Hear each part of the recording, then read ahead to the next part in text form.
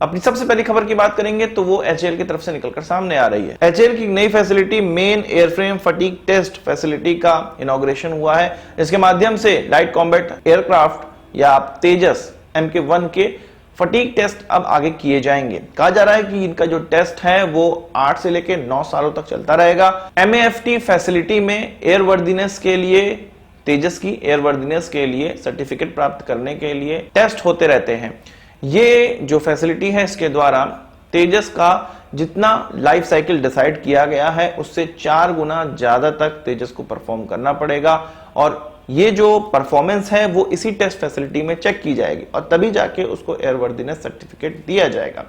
अभी फिलहाल में एयरवर्दीनेस सर्टिफिकेट मिला हुआ है तेजस को क्योंकि अभी ये एयरक्राफ्ट नए हैं, पर जैसे जैसे फटीग टेस्ट होते रहेंगे इससे हमें पता चलेगा एग्जैक्ट उसकी सर्विस लाइफ हमें पता चल पाएगी और उतने ही साल के लिए तेजस एयरक्राफ्ट को लाइसेंस प्राप्त हो पाएगा। तो ये जो फैसिलिटी है वो तेजस के लिए बहुत ज्यादा महत्वपूर्ण थी। आगे आने वाले एयरक्राफ्ट, कई एयरक्राफ्ट हैं जिनका इस फैसिलिटी में फटीग टेस्ट किया जा सकेगा।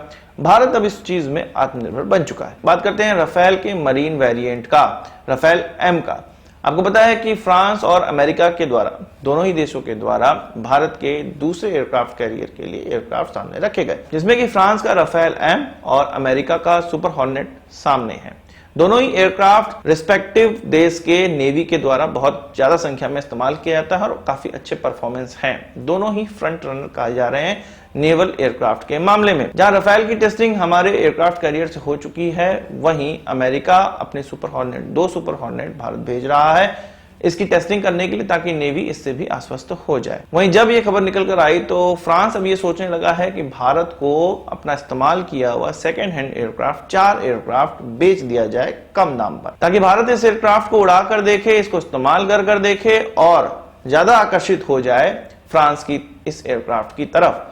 यह भी कहा जा रहा है कि ये जो 4 एयरक्राफ्ट भारत को बेचने का, सेकेंड हैंड बेचने का जो मसौदा है वो हो सकता है कि हमारी अपकमिंग जो प्रधानमंत्री की पेरिस यात्रा होने वाली है, जिसमें कि वो इमैनुअल मैक्रोन से मिलेंगे, उसमें सामने रखी जा सके और उस पर एक ठोस नतीजा निकलकर आ सके। हम भारतीयों में से शायद ही कोई होगा जो हमारे सबसे प्रिय राष्ट्रपति और scientist doctor APJ Abdul Kalam के बारे में नहीं जानता होगा। उनके लाइफ के बारे में बहुत सी चीजें आप जानते भी होंगे, पर ऐसी कुछ अननोन जानकारियां हैं जो कि आप कुकू FM पे इस ऑडियो बुक कर सुनकर प्राप्त कर सकते हैं। कुकू FM इंडिया का लीडिंग ऑडियो बुक ऐप है जिसके पास 1000 घंटों से भी ज्यादा की ऑडियो बुक लाइब्रेरी उपलब्ध है। इस ऐप की रेटिंग 4.5 है और इनके पास नॉन फिक्शनल कैटेगरी की एक ह्यूज लाइब्रेरी उपलब्ध है। इस ऐप के माध्यम से आप अपने फेवरेट टॉपिक पे अपने रीजनल भाषा में ऑडियो बुक सुन सकते हैं। ये एक मेड इन इंडिया ऐप है जिसकी पेड सर्विसेज भी उपलब्ध हैं जो कि आपको 399 में प्राप्त होती हैं। पर एक सेल चल रही है कुकू FM पे जिसमें कि आप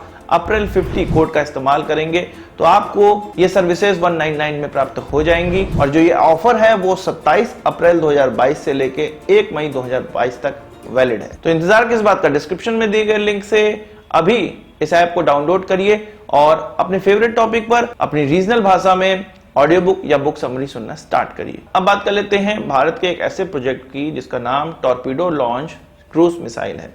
असल में कहा जा रहा है कि प्रोजेक्ट 75I जो कि कन्वेंशनल सबमरीन बनाने का प्रोजेक्ट है, इसमें वर्टिकल लॉन्च सिस्टम न लगाने का मन बनाया गया है। क्रूज मिसाइल इसमें इस्तेमाल तो हमें करना है पर उसको हम लोग टॉर्पीडो फायर करने वाली जगह से लॉन्च करना चाहते हैं, जिसके लिए हमारे पास एक टॉर्पीडो लॉन्च क्रूज मिसाइल होनी चाहिए। इससे पहले हम लोगों ने क्रूज मिसाइल लॉन्च टॉर्पीडो के बारे में सुना था, पर यहां पर टॉर्पीडो पहले निकलेगा, उसके बाद प्रोपेल्ड इजेक्शन कैप्सूल खुलेगा और उसके बाद उसमें से क्रूज मिसाइल निकलेगी। और ये प्रोपेल्ड इजेक्शन कैप्सूल कब खुलता है? जब ये वाटर के सरफेस को फाड़ता है, उससे बाहर निकलता है, तब जाके इसको पता चलता है कि अब क्रूज मिसाइल हमें लॉन्च करनी है। इस सिस्टम का भी ट्रायल हो सकता है आने वाले समय में DRDO करे। भारत ये इसलिए कर रहा है क्योंकि भारत को अपने सबमरीन में लंबी दूरी की मारक क्षमता वाली ब्रह्मोस मिसाइल लगानी है।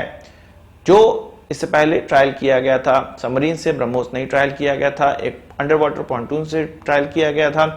सबमरीन में लगाने के लिए छोटी दूरी की मारक क्षमता वाली ब्रह्मोस ही हमारे पास है। ज्यादा दूरी तक मारक क्षमता प्राप्त करने के लिए ब्रह्मोस का साइज बड़ा हो जाएगा, जिसको कि हम टॉर्पीडो लॉन्च करने वाली जो नली है उससे ही लॉन्च करना चाहते हैं। अब बात कर लेते हैं चाइना और पाकिस्तान के रिश्तों की। Stockholm International Peace Research Institute के द्वारा ये कहा गया है कि पाकिस्तान को जितना भी हथियार बेचा जाता है या पाकिस्तान के द्वारा जितना भी हथियार इंपोर्ट किया जाता है उसका लगभग 74% चीन से आता है।